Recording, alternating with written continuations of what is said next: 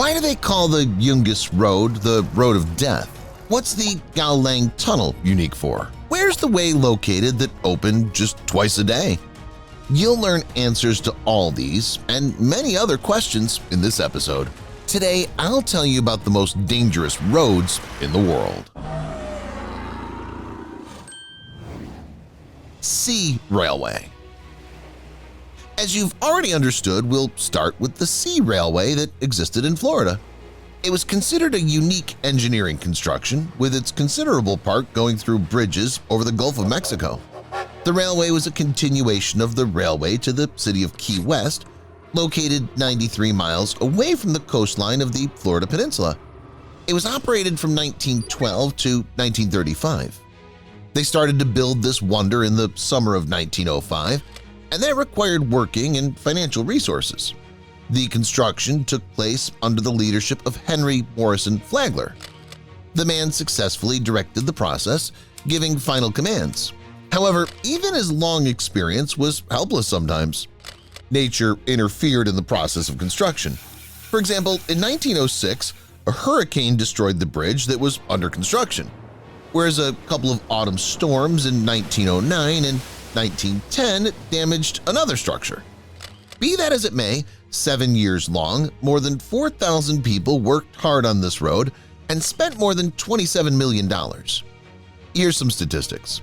They say that this project claimed lives of almost 200 people, some 12,360 cubic feet of concrete, some 100,000 tons of soil, and 300 tons of coral rocks were used.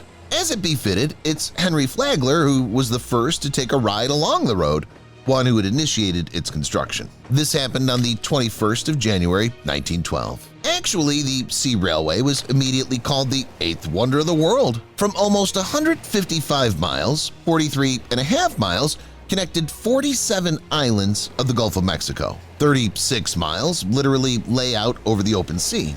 A dozen stations, the whole way between the extreme ones, accounted for about 4 hours. People seem to have found ingenious solutions to problems with traffic. However, Mother Nature proved otherwise. It became clear that despite pseudo-security and short distances, it was not the best decision to build the road above water. In 1935, the strongest storm happened there that carried away the biggest part of the Sea Railway. As it became known about the impending storm in advance, a special train was launched to evacuate people from the islands. This was the last run of the trains along the Sea Railway. The train of rescue itself was also destroyed by a 16-foot tidal wave on Islamorada Island.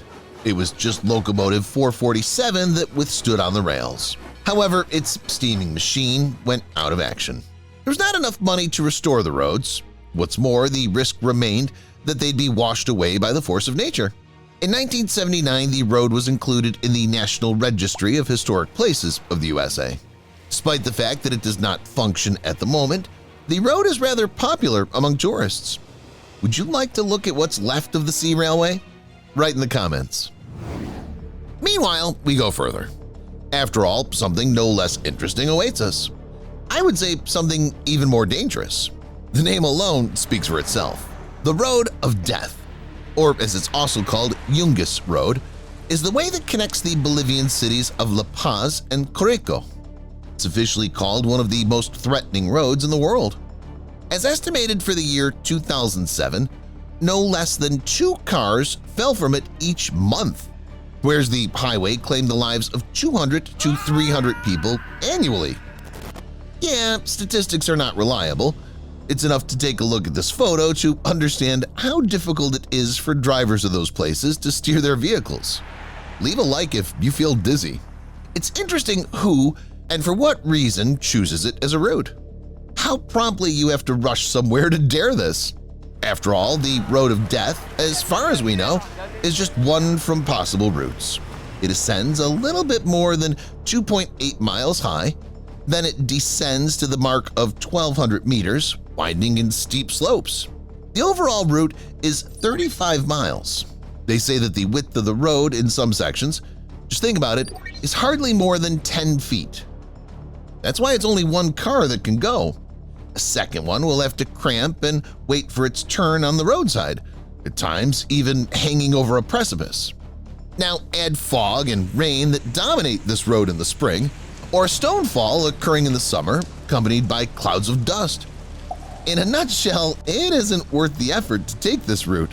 If you go from point A to point B, you stand a small chance of getting to the final destination. Naturally, local people didn't like it. That's why they initiated the construction of an alternate way. In 2006, a new road between La Paz and Carico was opened. This means that the old road lost its popularity. Nowadays, the Road of Death is used more rarely by local drivers. On the other hand, it's especially popular among tourists.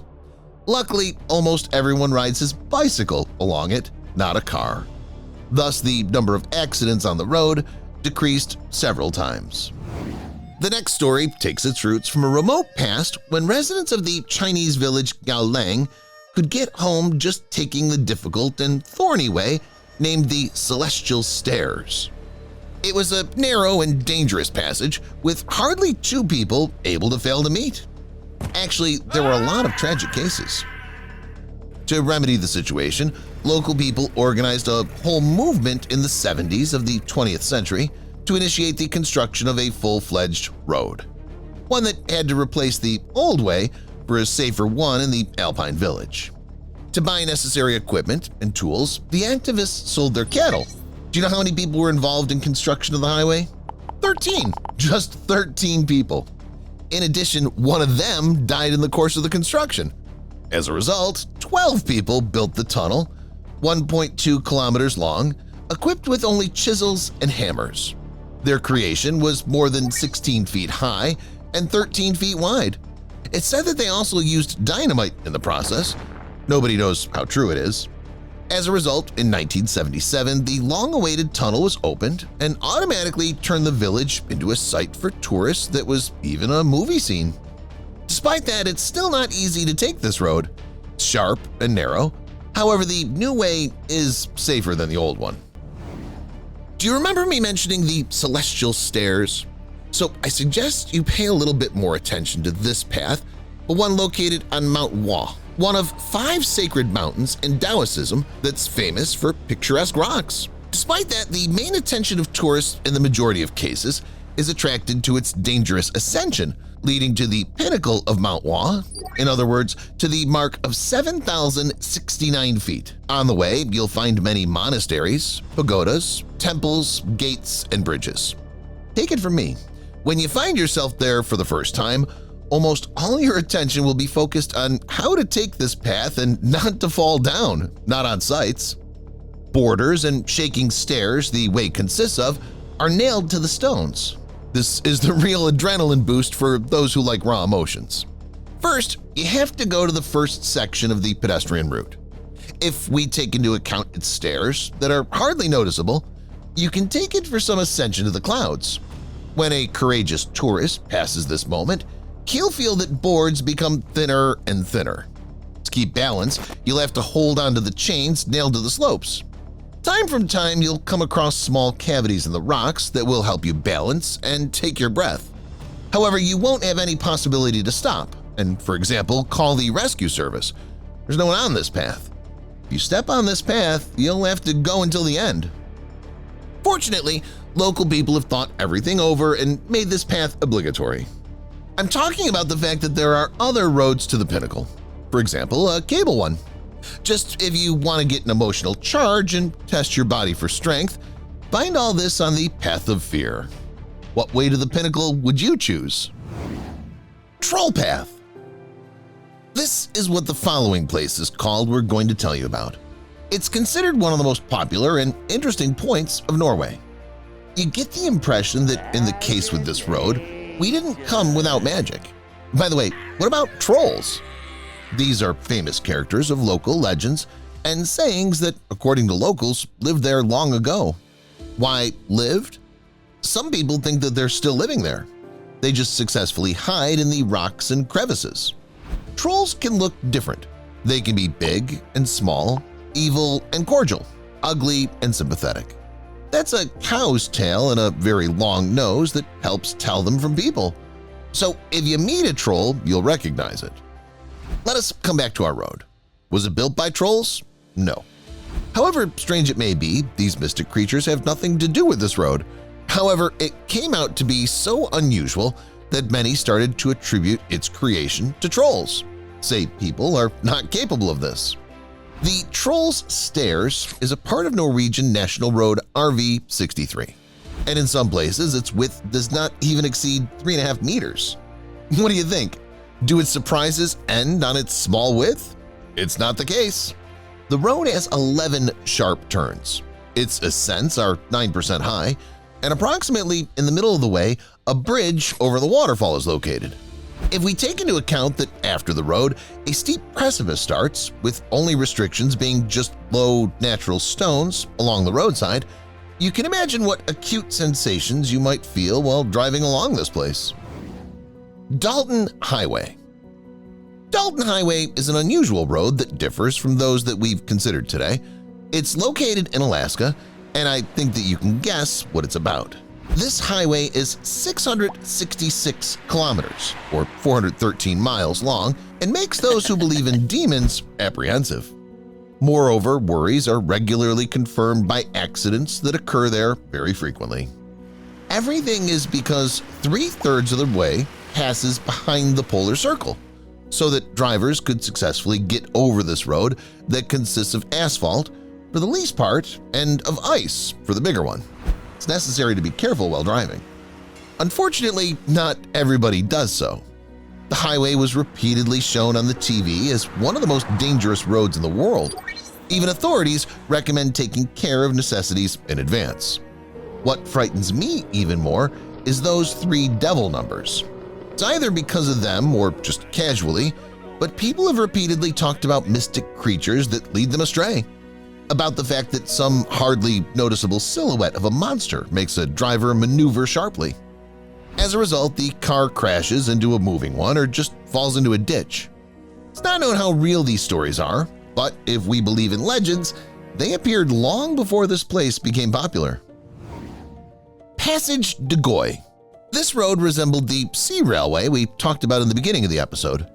The asphalted way, going along the bottom of the Bay of Bourgneuf on the French coast, was the only route until 1971 that connected the island to the continent. An unaware person would find it normal. He'll take a look and say, "It's a good road, take it and don't grumble." Except that if one really tells us about this, this will mean one thing: the person hasn't gotten to the bottom of the issue. The thing is that it's only possible to drive along this way just twice a day, during the ebbs. When conditions are ideal, when the water doesn't stand in the way, people are forced to move at a snail's pace. Passage will take an hour and a half. This is only one way. Though the schedule of the tides and ebbs have been known for a long time and reflected on light displays from each side, there are extreme junkies thinking they'll manage to cross the bay after the auto barrier has been closed. Some of them will manage to do this, whereas the majority won't. What's happening? Unambiguously, you can say goodbye to your car. It'll be carried away into the sea by the tide. However, it's unlikely that people will suffer. The thing is that in each 1,640 feet alongside the roadway, safety towers are set. They can place 2 or 3 people that won't be able to cross the way and will be forced to stand looking at their cars swimming away in an unknown direction. King's Little Path. This is how one of the most frightening paths of Spain is called. It's a construction that consists of concrete and sticks thrust into the rock with rails. The road is located at a great distance from the ground. It's extended for 2 miles, whereas its width is just 3.3 feet. The road was built in 1905. At the moment, it was considered an additional way for workers that were involved in construction of the hydrotechnical dam. Then, when the construction work came to an end, the King of Spain, Alfonso XIII, it's exactly in his honor of this event that the path is called the King's Little Path. Despite the fact that the path was officially closed for visitors, many people who were not afraid of heights passed it by with the help of security equipment. This looked incredibly dangerous, so they still decided to close it again. Then it was restored and opened again. The project cost some 7 million euros. It's surprising that even in spite of new fences, people regularly die. As a memory to those gone, a marble table with their names was set. They say that people come off not by negligence, but because of evil spirits that did not agree to restore the path and now take revenge upon those who dare to pass it. And that's about it. Write in the comments what way seemed the most dangerous to you. Leave a like and subscribe to the channel.